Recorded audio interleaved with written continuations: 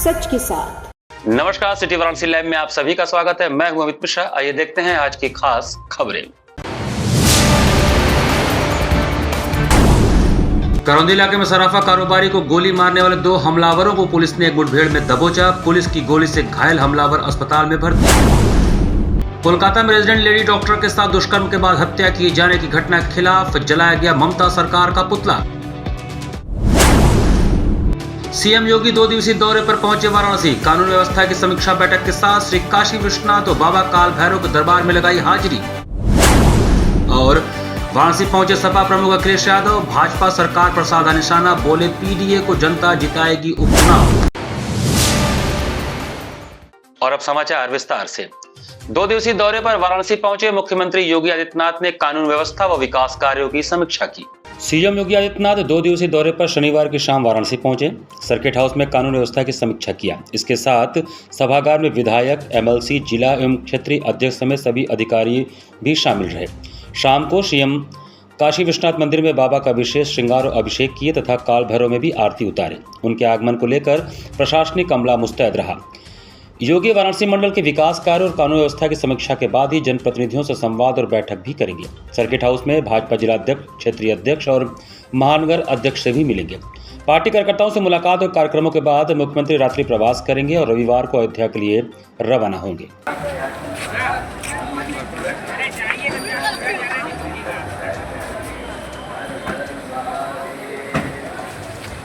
चलिए आप लोग बढ़िए।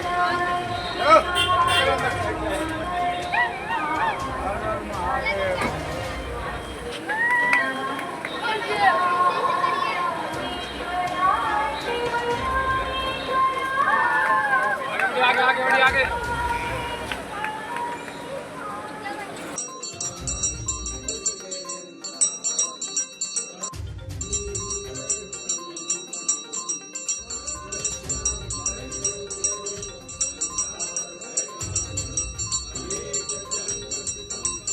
कोलकाता में आरजीकर मेडिकल कॉलेज में हुए जघन्य घटना के विरोध में अखिल भारतीय विद्यार्थी परिषद काशी हिंदू विश्वविद्यालय ने विरोध मार्च निकालकर ममता बनर्जी का पुतला फूंका।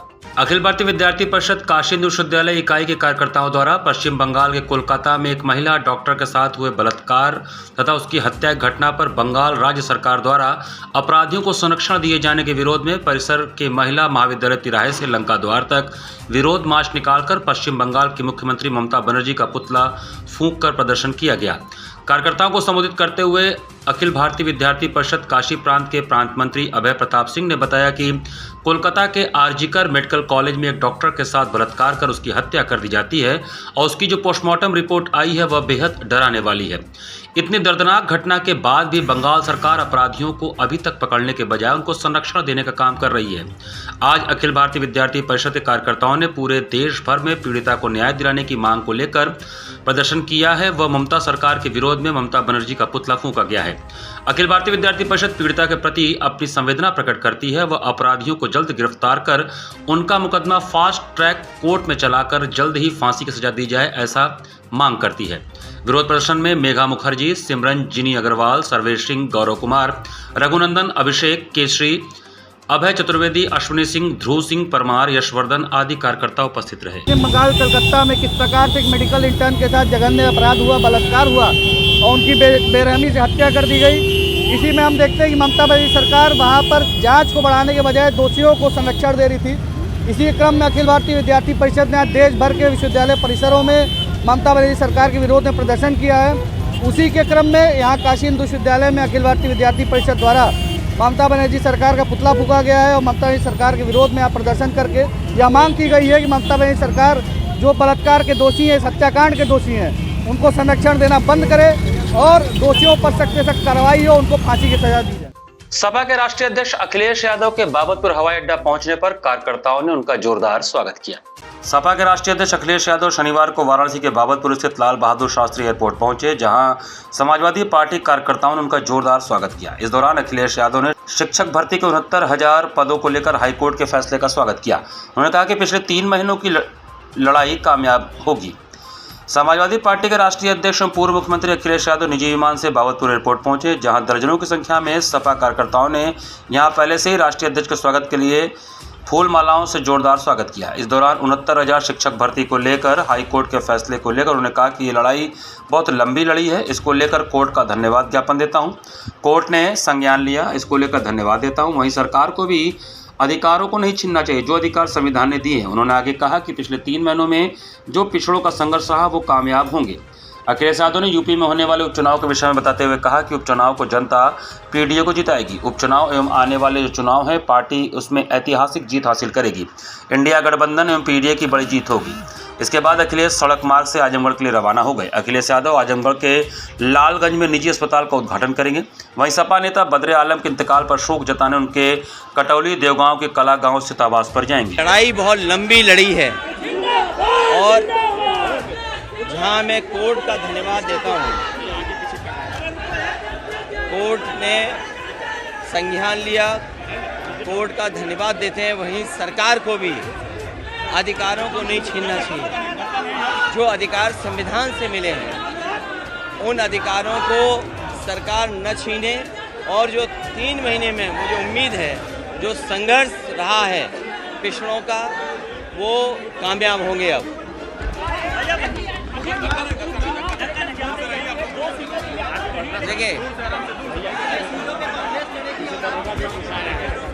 देखिए उपचुनाव जनता पीडीए को जिताएगी। उपचुनाव और जो होने वाले समय में जो चुनाव होंगे उसमें पार्टी ऐतिहासिक जीत हासिल करेगी। इंडिया गठबंधन पीडीए की बड़ी जीत होगी। लंका थाना क्षेत्र के हाईवे पर शनिवार को पुलिस और बदमाशों की मुठभेड़ में 2 बदमाशों को घायलावस्था में गिरफ्तार किया गया। लंका थाना क्षेत्र में हाईवे के पास पुलिस और बदमाशों की मुठभेड़ हुई जिसमें 2 बदमाशों को गोली लगी है। दोनों को घायल अवस्था में पुलिस ने अस्पताल में भर्ती करवाया। मौके पर 2 थानों लंका और चितईपुर की पुलिस ने बदमाशों पर काबू पाया। पुलिस ने दोनों बदमाशों को फायरिंग कर हिरासत में ले लिया और फिर घायल अवस्था में अस्पताल में भर्ती कराया। दोनों बदमाशों ने शुक्रवार की रात सराफा व्यापारी को गोली मारकर हत्या का प्रयास किया था जिसमें व्यापारी के बाएं हाथ में गोली लगी थी। मौके पर पुलिस के आला अधिकारियों ने पहुंचकर मामले की जांच शुरू कर दी है। पुलिस ने इस घटना के खुलासे के लिए 2 टीमें लगाई थी। बता दें कि चितईपुर थाना अंतर्गत करौंदी इलाके में शुक्रवार की रात बटुक भैरव मंदिर में दर्शन करने जा रहे सराफा कारोबारी को बाइक सवार हमलावरों ने गोली मार दी थी। सरेराह हमलावरों ने 3 राउंड फायरिंग की जिसमें गोली युवक के बाएं हाथ में लगी। गोली लगते ही युवक छटपटा कर गिर पड़ा और चीखने चिल्लाने लगा। भीड़ को अपनी ओर आता देखकर हमलावर मौके से फरार हो गए। देर रात में चितईपुर थाना क्षेत्र में मनोज सेठ नाम के सराफा व्यापारी के ऊपर 2 अज्ञात बदमाशों द्वारा हमला किया गया था जिसमें 3 राउंड फायरिंग की गई थी और उसी में अज्ञात के खिलाफ मुकदमा पंजीकृत किया गया था।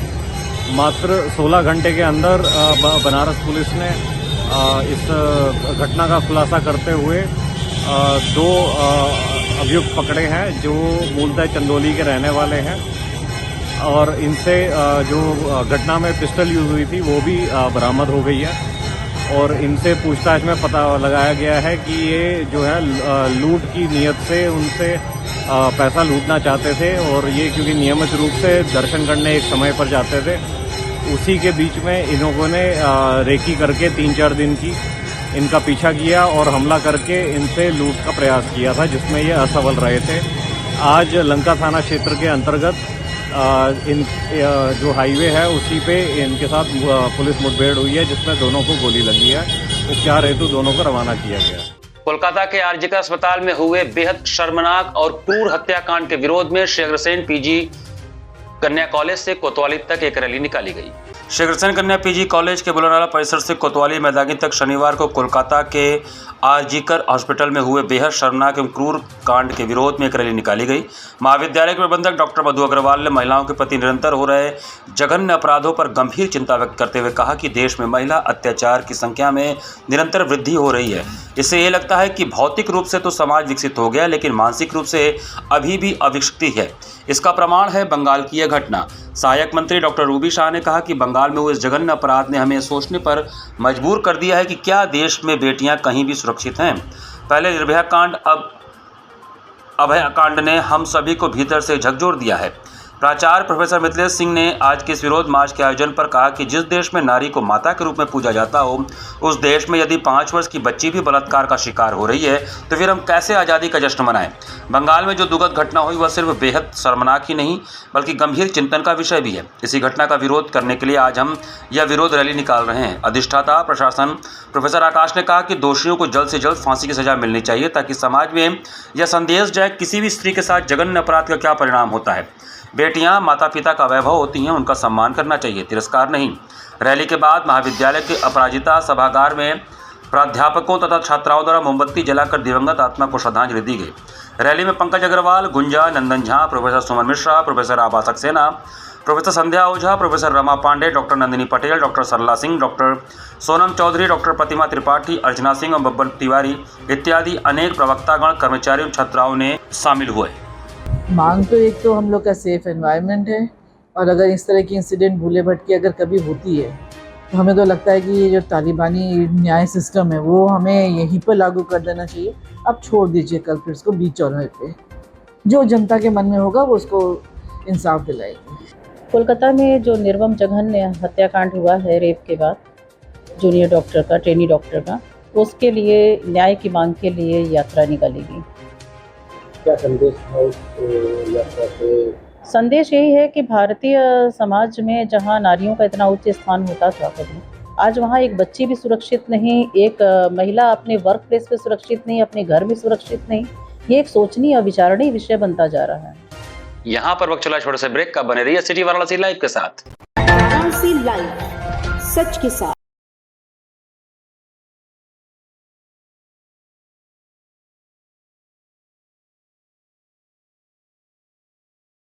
स्वामी हरसिवानंद पब्लिक स्कूल छात्र छात्राओं हेतु वातानुकूलित छात्रावास की सुविधा, हर तिमाही युक्त खेल का मैदान, इंडोर गेम आउटडोर गेम की सुविधा, जिम, योगा, ध्यान की विशेष कक्षा, एनसीसी एबीसी सर्टिफिकेट तथा करियर काउंसलिंग की सुविधा, विज्ञान कला तथा कॉमर्स के साथ वैकल्पिक विषयों की एक लंबी श्रृंखला, कम फीस में उत्कृष्टतम अध्ययन की व्यवस्था, शहर के सभी क्षेत्रों में बस की सुविधा, विज्ञान, कंप्यूटर तथा सभी आधुनिकतम प्रयोगशाला उपलब्ध, audio video classes. Swami Harsivanand public school and hostel, शिक्षण समूह शाखाएं Garhwa Ghat, Ramna, Varanasi. Phone number 9554995413, Jagatganj Varanasi. Phone number 7408457111, Banpurwa, Ramna, Varanasi. Phone number 9554955412, railway station road, Churk, Sonbhadra. Phone number 7081109710, Marsara, Ghorawal, Sonbhadra. Phone number 954963199495 एवं स्वामी हरसिवानंद महाविद्यालय चुर्क, सोनभद्र। Phone number 7081109711।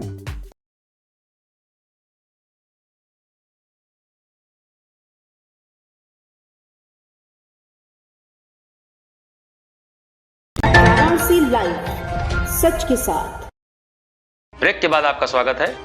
बांग्लादेश में हिंदुओं पर हो रहे अत्याचार की शांति एवं लोक कल्याण अर्थ धर्म रक्षण की कामना से श्री राम तारक आंध्रा आश्रम में 108 बार श्री हनुमान चालीसा का पाठ किया गया। मानसरोवर स्थित श्री राम तारक आंध्र आश्रम में शनिवार को आश्रम के प्रांगण में काशी वासियों एवं भक्तों के द्वारा लोक कल्याण अर्थ धर्म रक्षण, बांग्लादेश में हो रहे हिंदुओं के ऊपर अत्याचार की शांति के लिए 108 बार हनुमान चालीसा का पाठ सायंकाल 4 बजे प्रारंभ हुआ, जिसमें सैकड़ों की संख्या में भक्त लोग उपस्थित हुए। हनुमान चालीसा के हर पाठ के बाद नारियल फोड़कर भगवान को चढ़ाया गया। इस तरह 108 बार 108 नारियल हनुमान जी को चढ़ाकर बहुत ही श्रद्धापूर्वक भक्तों ने पाठ किया।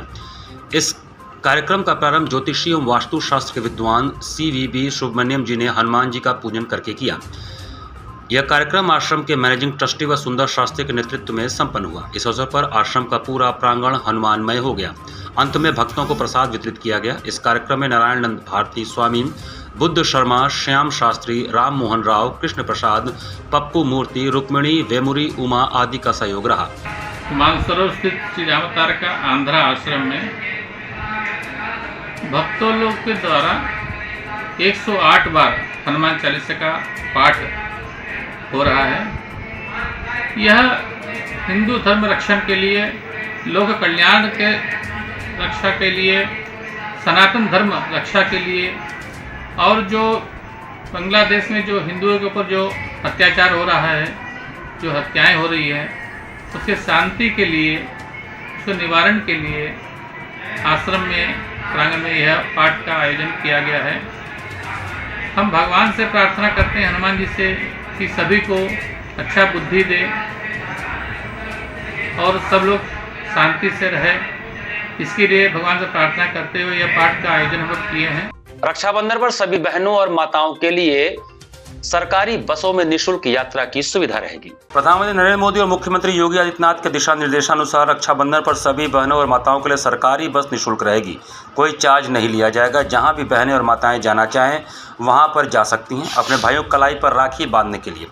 जब इस संदर्भ में चौधरी चरण सिंह अंतर्राष्ट्रीय बस स्टेशन वाराणसी के क्षेत्र प्रबंधक गौरव वर्मा से बात की गई तो उनका कहना है कि प्रधानमंत्री और मुख्यमंत्री के निर्देशानुसार हर वर्ष की भांति इस बार भी अपनी बहनों और माताओं को रक्षाबंधन के पर्व पर निःशुल्क बस सेवा दी जाएगी। जिस दिन रक्षाबंधन रहेगा उस दिन 24 घंटे यानी कि रात 12 बजे तक बस निःशुल्क बहनें और माताओं को सुविधा दी जाएंगी। चाहे हमारी वोल्वो बस, हाई बस, एसी बसेस या ऑर्डिनरी बसेस हों, सभी निःशुल्क उपलब्ध कराई जाएंगी। हर मार्ग पर उसमें देखा गया है कि मार्ग जो भी है गोरखपुर बेल्ट में आजमगढ़, सोनभद्र, लखनऊ से कानपुर जो भी बस आती है उन पर इनकी क्वांटिटी बढ़ाई गई है। इसके साथ साथ प्रयागराज की भी क्वांटिटी बढ़ाई गई है। यहाँ पर मैक्सिमम बसों को भी बढ़ाया गया है। हम लोगों के द्वारा यहाँ पर नया कस्टमर केयर सेंटर खोला गया है। 24 घंटे यहाँ पर ऑपरेटर रहेगा। यहाँ तक किसी को भी कोई दिक्कत होती है तो वहाँ पर उसको कॉन्टैक्ट करके बसेस को ले जा सकता है। वहाँ पर ARM, RAMS इंचार्ज सुपरवाइज़र की भी ड्यूटी लगाई गई है। किसी भी प्रकार की दुर्घटना हो तो वहाँ पर स्पेशल क्रेन टेक्निकल टीम से खड़ी कर दी गई है। अगर ऐसा हो तो तुरंत वहाँ पर प्रेजेंट हो जाएं। चालक और परिचालक, कंडक्टर विभिन्न मॉनिटरिंग और काउंसलिंग कर रहे हैं। वह यात्रियों के साथ अच्छा व्यवहार करें ताकि किसी प्रकार की कोई समस्या उत्पन्न न हो।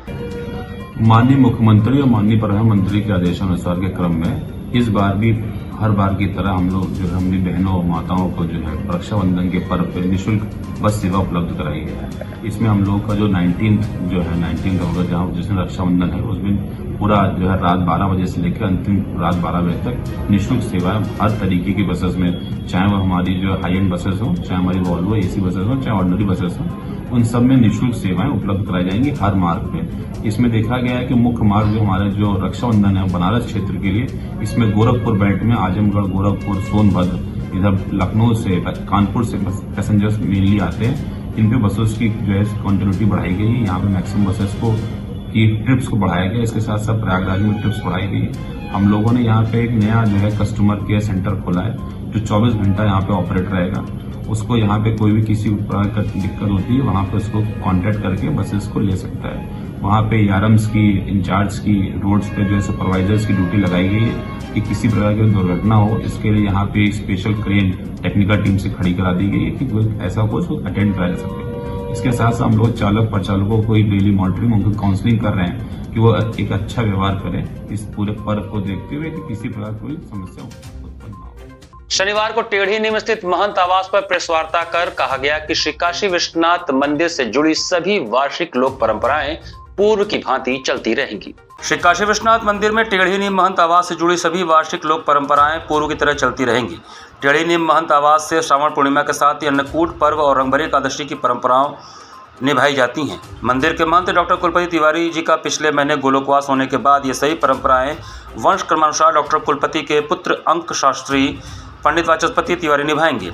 शनिवार को टेढ़ी नीम महंत आवास गौरा सदनिका पर शनिवार को आयोजित पत्रकार वार्ता के दौरान पंडित वाचस्पति तिवारी ने बताया कि मंदिर की स्थापना काल से ही मेरे पूर्वजों के साथ ही परम पितामह पंडित महावीर प्रसाद तिवारी, पितामह पंडित कैलाशपति तिवारी जी के बाद मंदिर का सरकारी अधिग्रहण होने के बाद भी काशीवासियों के लिए मेरे पिता डॉक्टर कुलपति तिवारी जी जिस तरह से परंपराओं को तमाम संघर्षों के बावजूद करते रहे, उसे उनके बाद प्राचीन तौर तरीकों को संरक्षित रखना ही पुत्र धर्म है। कुलपति जी के गोलोकवासी होने के बाद बहुत से काशीवासी परंपरा निभाने को लेकर चिंतित थे। काशीवासियों की चिंता समाप्त करने के लिए इस पत्रकार वार्ता का आयोजन किया गया है। विश्वनाथ मंदिर के महंत आवास से जुड़ी हर परंपरा काशीवासियों की अपनी परंपरा है। काशीवासियों के सहयोग से सभी परंपराओं का निर्वाह पूर्ववत किया जाता रहेगा। श्रावण पूर्णिमा पर काशीपुराधीश्वर बाबा विश्वनाथ को सपरिवार झूला पर विराजमान कराने की परंपरा का निर्वाह किया जाएगा। 19 अगस्त 2024 सोमवार को बाबा का झूलनोत्सव महंत आवास से काशी विश्वनाथ मंदिर तक पालकी यात्रा परंपरागत तरीके से निकाली जाएगी। इसके पूर्व टेढ़ी नीम स्थित महंत आवास पर बाबा भक्तों को दर्शन देंगे। हमारे महंत आवास टेढ़ी नीम से 3 परंपराएं विश्वनाथ मंदिर में निभाई जाती हैं, जिसमें अन्नकूट रक्षाबंधन जो कि सावन पूर्णिमा के नाम से जाना जाता है और रंगभरी एकादशी।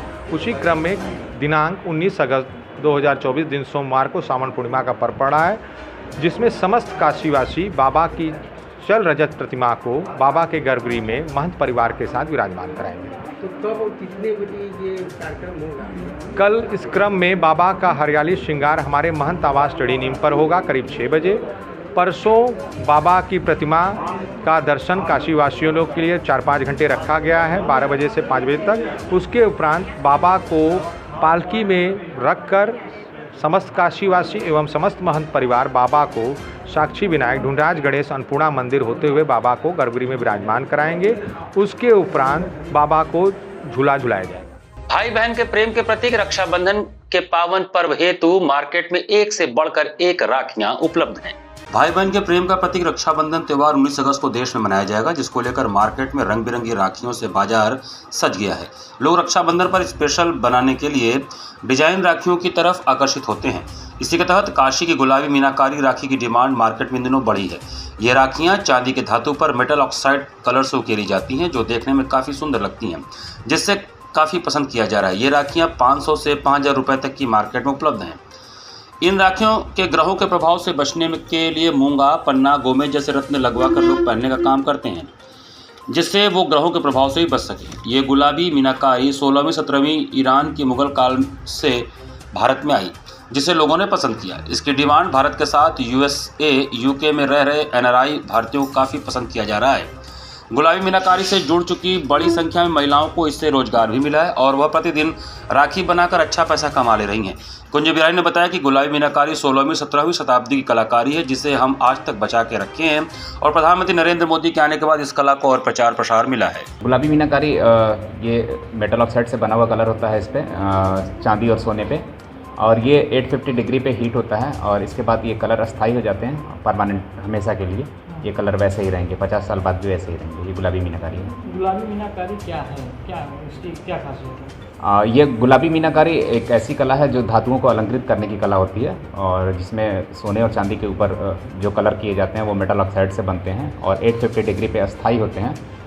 ये 16-17 सेंचुरी में इंडिया में आई, ये पर्सिया ईरान से आई है मुग़ल पीरियड में। ये राखियों की डिमांड कहाँ पे, कितनी राखियाँ बना लेते हैं एक दिन में? हम लोगों ने अभी तक 10,000 राखियाँ बनाई हैं इस साल और इसके पहले मैंने 4 साल पहले इसका गुलाबी मीनाकारी में राखियों का शुरुआत किया था, राखियों का। और ये चाइना को हम लोगों ने टक्कर देने के लिए किया था कि चाइना की राखियाँ हम लोगों के उस समय मार्केट में थी, तो हम लोगों को काफ़ी अजीब लगता था कि लोग, उस साल अभियान भी चला था चाइना को बैक करने का, ये कि हम लोग चाइना के मार्केट को क्रैक करना है। सारनाथ स्ट्रीट वेंडर सेवा समिति द्वारा शनिवार को नवनिर्वाचित टाउन वेंडिंग कमेटी के सदस्यों का सम्मान किया गया। स्ट्रीट वेंडर सेवा समिति सारनाथ के नेतृत्व में शनिवार को टाउन वेंडिंग कमेटी के नवनिर्वाचित सदस्यों का सम्मान किया गया और सारनाथ में उपस्थित सदस्यों के साथ टाउन वेंडिंग कमेटी अधिनियम 2014 पर चर्चा की गई। स्ट्रीट वेंडिंग कार्य से जुड़े संस्था कलेक्टर मैनेजर जहांगीर आलम ने टाउन वेंडिंग कमेटी के महत्व को बताते हुए उत्साहवर्धन किया और साथ ही टाउन वेंडिंग कमेटी के रूप में मिले संवैधानिक पद की गरिमा को ध्यान में रखते हुए स्थानीय शासन प्रशासन के साथ सहयोग करने हेतु स्ट्रीट वेंडर्स के उत्थान हेतु कार्य करने का संकल्प दिलाया। कार्यक्रम में मुख्य रूप से ऋषि नारायण, विष्णु शंकर, सुरेंद्र राजभर, राजेश, मीरा देवी, चंदा देवी, तूफानी सरोज, मनोज सोनकर, दीपक सोनकर, पूर्णवासी गुप्ता, ओम प्रकाश राजभर, सोनू राजभर आदि लोग कार्यक्रम में मौजूद रहे। स्थानीय स्तर पे और प्रशासनिक स्तर पे कोई सम्मान नहीं मिल रहा, तो ये लोग एकजुट हुए और सब मिल करके अपना एक संगठन इन्होंने बनाया। हम सब ने मिल करके संगठन का नींव अभी मात्र 2 साल पहले ही रखा था और ये बहुत बड़ी बात है कि 2 साल के अंदर में ही टाउन वेंडिंग कमेटी तक का सफ़र इन लोगों ने तय किया है। तो मैं ढेर सारी शुभकामनाएं देता हूं अस्पताली जी को, अस्पताली सोनकर जी जो लंका से हैं और स्ट्रीट वेंडर सेवा समिति के उपाध्यक्ष भी हैं, और ऋषि नारायण जी जो अध्यक्ष हैं, और राजेश जी जो प्रसार मंत्री हैं स्ट्रीट वेंडर सेवा समिति के, और मीरा दी मार्केट कमेटी की अध्यक्ष है सारनाथ की, और महिला प्रकोष्ठ का सारनाथ के तरफ से ही नहीं बल्कि स्ट्रीट वेंडर सेवा समिति के तरफ से पूरा महिला प्रकोष्ठ का अध्यक्षता अब उन्हीं को करना है और ये बहुत बड़ी जिम्मेदारी होती है। टाउन वेंडिंग कमेटी जो है एक संवैधानिक संस्था है। इसी के साथ सिटी वाराणसी लाइव का ये संस्करण हम समाप्त करते हैं। मुझे दीजिए आज्ञा, नमस्कार।